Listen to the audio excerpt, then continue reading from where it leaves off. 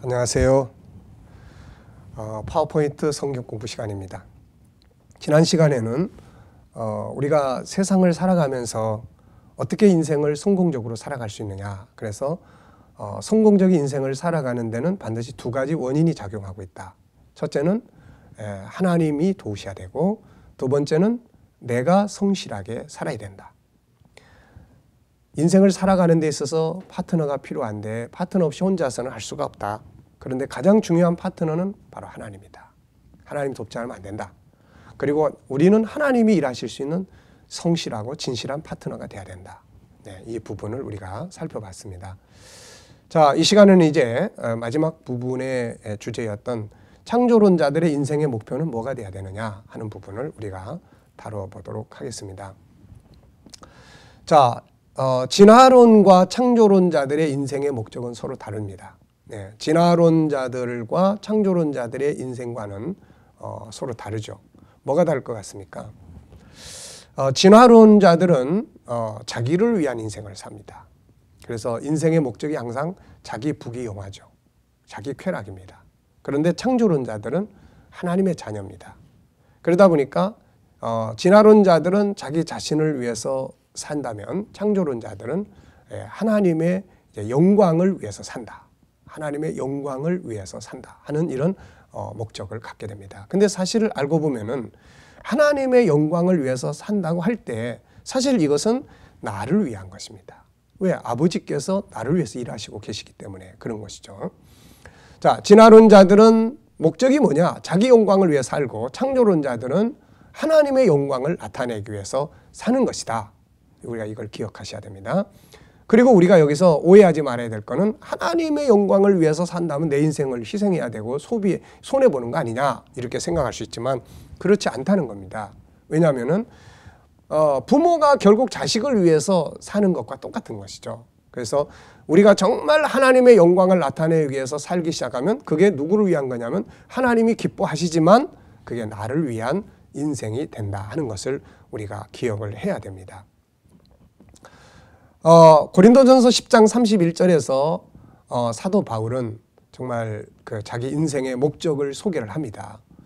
그가 예수를 제대로 몰랐을 때는 정말 무섭게 주님의 백성들을 핍박하는 자리에 앞장섰던 사람인데 주님을 딱 만나고 천국을 딱 가서 보고 오니까는 이제 진실을 알게 되잖아요.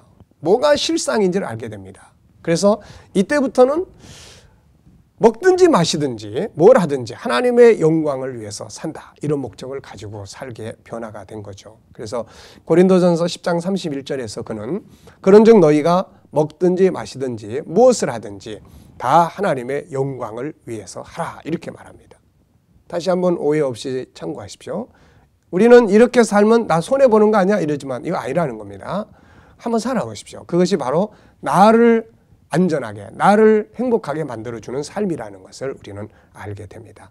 오히려 나의 행복을 꿈꾼다 그러면서 나의 방법으로 나의 행복을 얻기 위해서 살아가는 세상 사람들이 더 불안정하고 더 불행해지는 이런 결과들을 만들게 되는 것을 우리 볼 수 있잖아요. 자, 그렇다면은 하나님의 영광을 나타낸다는 것은 무엇을 의미하는 것일까요? 하나님의 영광을 나타낸다? 이게 무슨 뜻일까요? 몇 가지 의미가 있습니다. 그 첫째는 하나님이 살아 계시다는 것을 세상 앞에 나타낼 수 있는 삶을 산다. 그런 이야기예요.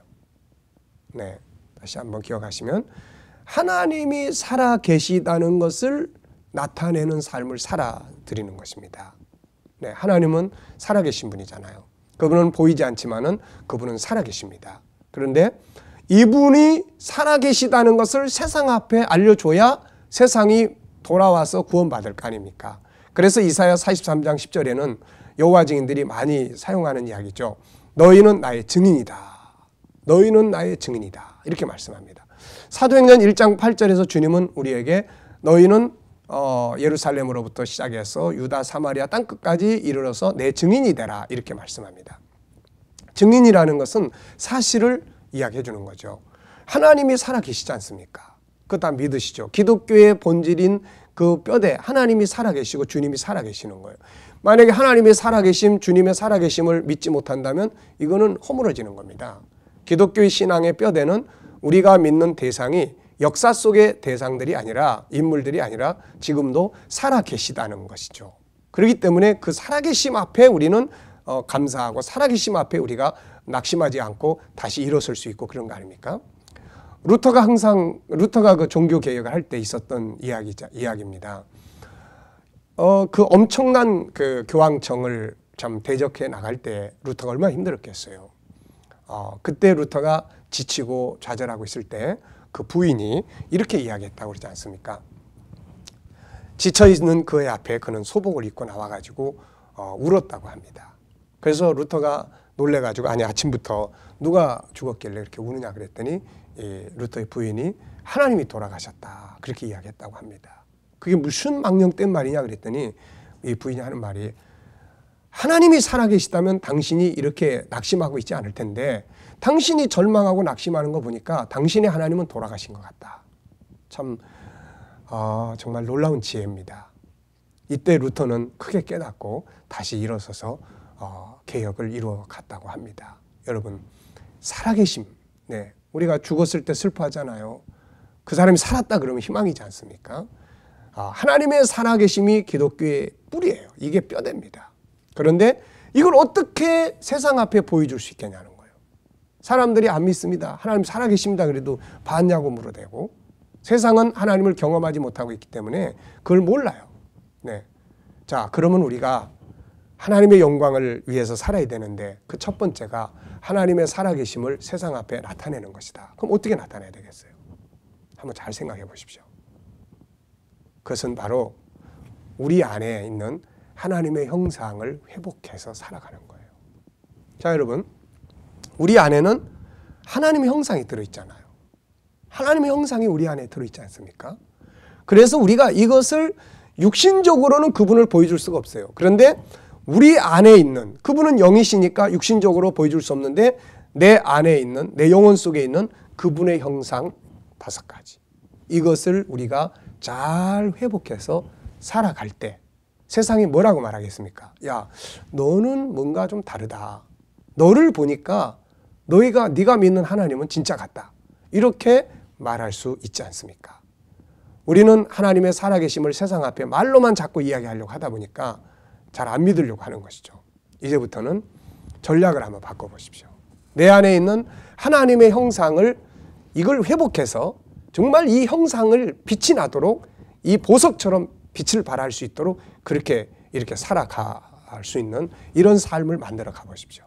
그리고 나중에 사람들이 아니 당신은 어떻게 그렇게 살 수 있냐. 정말 당신의 삶은 뭔가 좀 다르다 그럴 때 그렇게 설명하십시오. 내 안에 있는 하나님의 형상 이것을 내가 살아가기 때문에 그렇습니다. 하나님의 형상을 통해서 나는 하나님이 살아계심을 압니다. 정말 우리가 이렇게 말할 수 있다면은 당신이 정말 하나님의 살아계심을 경험해보고 싶으면 당신 속에도 이런 똑같은 게 있으니까 이거 공부하고 한번 이렇게 살아보라고.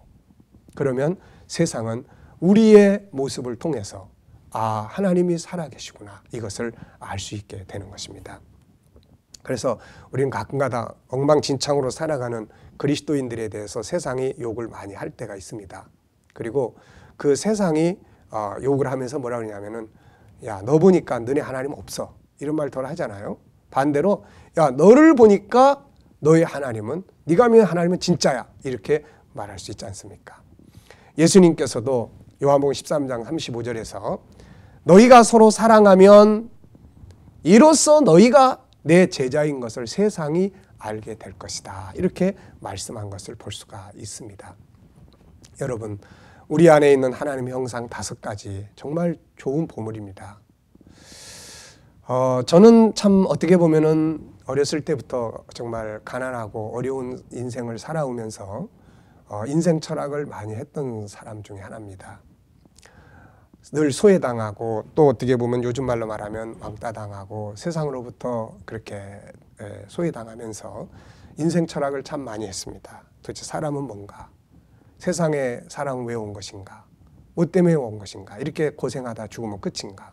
그러다가 성경을 보기 시작했고 성경 안에서 바로 이 하나님의 형상대로 만들어진 나의 참 모습을 보기 시작했습니다. 그리고 내 안에 하나님이 주신 그분의 형상들이 내 안에 보석처럼 빛나고 있다는 걸 알게 됐고, 그때부터 저는 나는 존귀한 자구나 이런 생각을 갖기 시작했어요. 그리고 내 인생을 내가 아무렇게나 살지 말아야 되겠다. 정말 그분이 나를 이렇게 존귀하게 만들었는데 내가 내 인생을 아무렇게나 살면 되겠나. 그래서 내 인생을 존귀하게 살아보려고 이제 힘쓰기 시작을 했고 오늘의 삶이 만들어지게 된 것이죠. 여러분, 정말 여러분 안에 있는 하나님의 형상은 소중한 겁니다. 이 소중한 보물이 안에 있는데 우리 맨날 밖에서 뭔가를 얻으려고만 하지 말고 이제는 그 안에 있는 보물을 인식하고 인정하고 그렇게 살아보려고 노력하십시오. 그러면 이것이 삶을 통해서 만들어지고 나타날 때 세상은 우리를 향해서 네가 믿는 너를 보니까 하나님 살아있다 이렇게 말할 수 있을 겁니다. 두 번째는 하나님의 영광을 위해서 산다는 것은 다른 것이 아니라 바로 하나님을 기쁘시게 해야 된다는 걸 말합니다. 하나님을 기쁘시게 하는 삶을 사는 것이죠. 지나는 자들이나 인본주의자들은 자기의 기쁨을 위해서 삽니다. 그래서 자기 즐거움은 그만이에요. 그게 다른 사람에게 어떤 폐가 되느냐 이런 거 별로 생각하지 않고 자기가 기쁘면 되는 겁니다. 그런데 우리 기독교인들은 하나님을 기쁘시게 어떤 일을 행할 때 이게 하나님을 기쁘시게 하는 일인지 하나님 탄식하는 일인지 이걸 한번 좀 생각해보고 행동하는 거죠.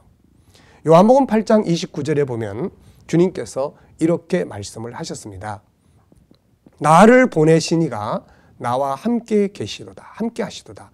내가 항상 그의 기뻐하시는 일을 행함으로 나를 혼자 두지 아니하셨느니라. 여러분, 하나님이 여러분과 함께 사실 수 있는 방법은 바로 하나님의 형상을 회복해 사는 거예요. 하나님의 기쁘신 뜻을 이루어가기 위한 삶을 살아가기 위해서는 내 안에 있는 그분의 형상을 회복해서 사는 것처럼 하나님을 기쁘시게 하는 일 없습니다. 네. 그러면 결국 이 행복은 누구에게 돌아와요? 이건 나의 행복 되는 거예요. 나의 행복. 네. 하나님을 기쁘시게 하게 하는 삶을 살겠다는 그런 목표를 갖는 것이 아주 중요하고요. 그리고 어떻게 하면 하나님을 기쁘시게 할까? 그러면 그 안에는 내 안에 있는 하나님의 형상을 회복해서 다른 사람 존귀하게 인정하고 살고 또 사랑의 배려를 갖고 살고 거룩하게 살고 또 자유하게 살고 천국 생각하면서 살고 이러면 하나님 기뻐하시는 거 아닙니까? 우리는 하나님의 기뻐하게 하는 방법이 그것이 바로 나의 행복의 지름길이다 하는 것을 기억하십시오. 자, 세 번째는 그분이 사람들 앞에 칭송을 받게 해야 된다는 말입니다. 네. 여러분, 하나님은 우리 사람을 왜 지으셨는지 아십니까? 그것은 바로 이사야 43장 21절에서 말씀하고 있는데요. 하나님이 우리를 지으신 것은 우리로 하여금 그를 찬송하게 하기 위해서다. 이렇게 말씀하고 있습니다. 그렇습니다. 우리는 하나님을 찬송해야 될 하나님의 자녀들이에요. 왜? 우리에게 너무 많은 은혜를 주셨고 우리를 구원하셨고 우리를 위해서 너무 많은 기업을 예비해 두셨기 때문에 우리는 늘 하나님 앞에 찬송하고 살아야 됩니다. 그래서 우리 성도들이 하나님 앞에서 늘 감사하고 찬송하면서 사는 것은 너무나 중요한 것이 되는 것이죠. 그래서 성경은 뭐라고 말합니까? 하나님은 찬송 가운데 계신다. 이렇게 시편 22편 3절에서 다윗이 고백을 하고 있습니다. 그래서 다윗 그러면은 늘 하나님을 찬송하는 사람 아닙니까?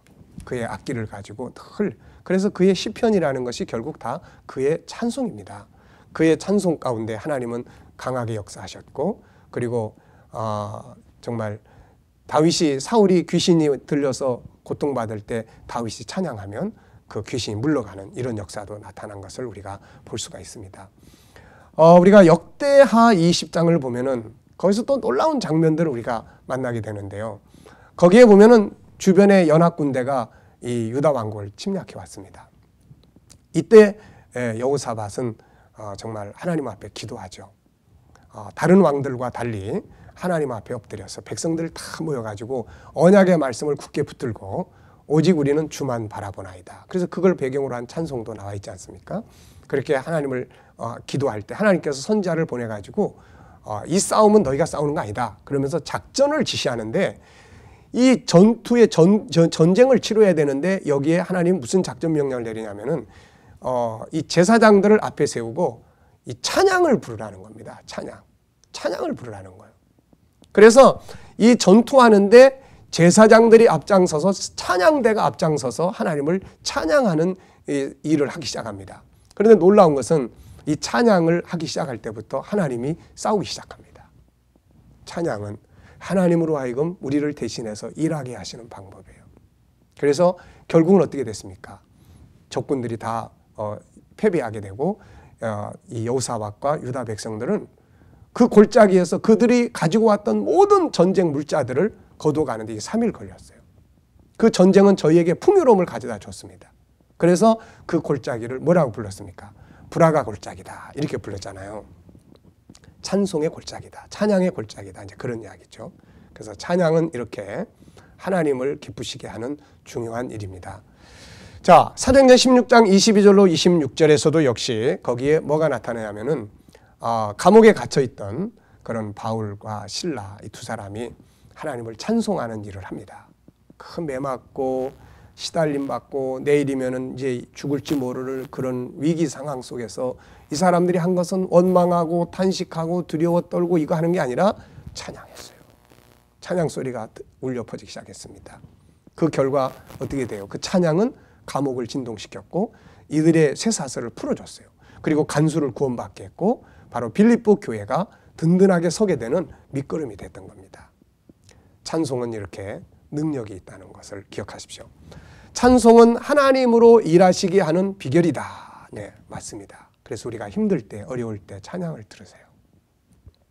우리가 찬양을 들으면 그 찬송 속에 성령의 감동이 있습니다. 근데 세상 노래나 우울한 노래나 이거 아주 골치 아프집니다. 이거 우리 젊은 아이들이 막 폭력적 노래 때문에 결국 폭력적인 그런 행동들이 나타나지 않습니까?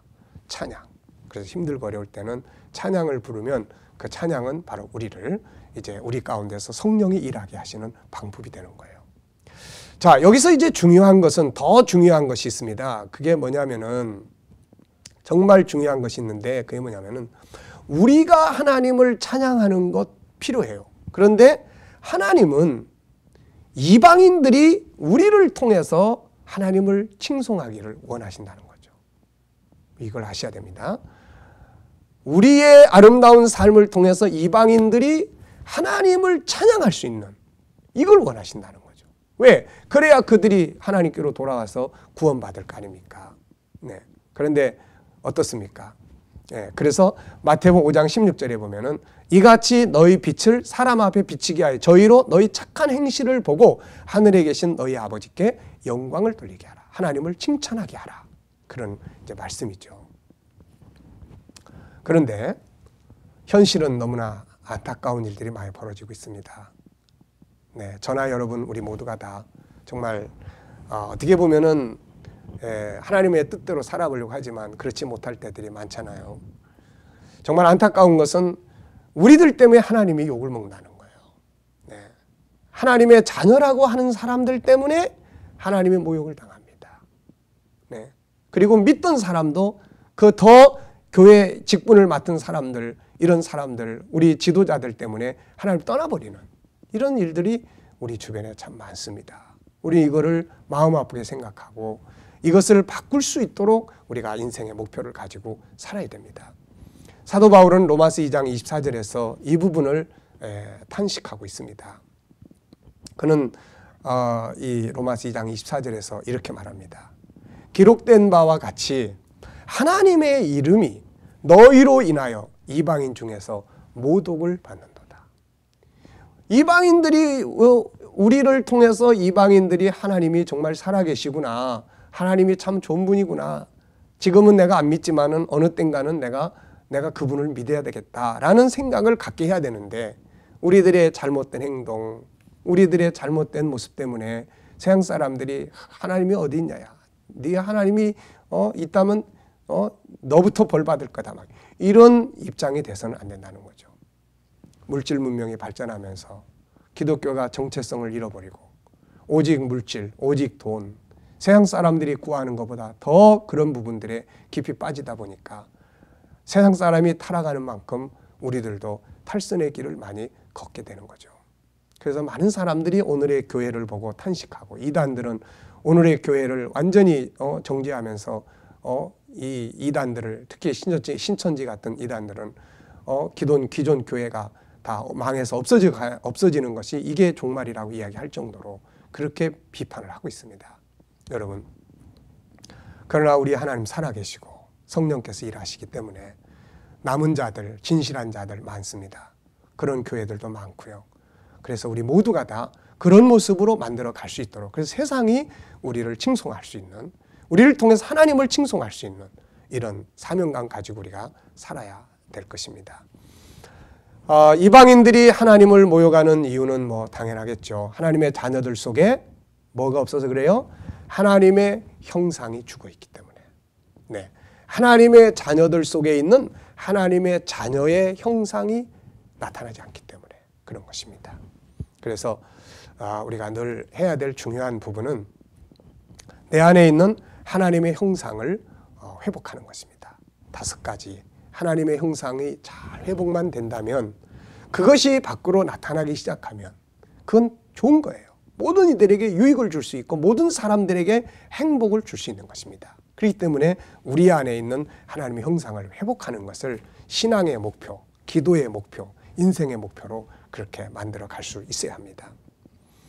자, 하나님의 영광을 위한 목표가, 우리 창조론자들은 인생의 목표가 하나님의 영광을 위한 것이다. 그렇다면은 하나님의 영광을 위한 목표가 자신의 행복이 된다는 것, 이것을 꼭 기억해 두시기 바랍니다. 자, 신명기 10장 12절 13절을 오늘의 마지막 말씀으로 우리가 한번 읽어보겠습니다. 이스라엘아, 네 하나님 여호와께서 네게 요구하시는 것이 무엇이냐? 곧 네 하나님 여호와를 경외하여 그 모든 도를 행하고 그를 사랑하며 마음을 다하고 성품을 다하여 네 하나님 여호와를 섬기고, 13절, 내가 오늘날 너의 행복을 위하여 네게 명하는 여호와의 명령과 규례를 지킬 것이 아니냐. 저는 오래전에 이 말씀 보면서 정말 은혜 많이 받았습니다. 하나님의 말씀은 나의 행복을 위해서 주어진 것이라는 거죠. 여러분, 주님의 영광을 위해서 살아가 보십시오. 이것이 여러분의 행복을 만들어 줄 것입니다. 오늘 강의는 여기서 마치겠습니다. 대단히 감사합니다. 수고하셨습니다.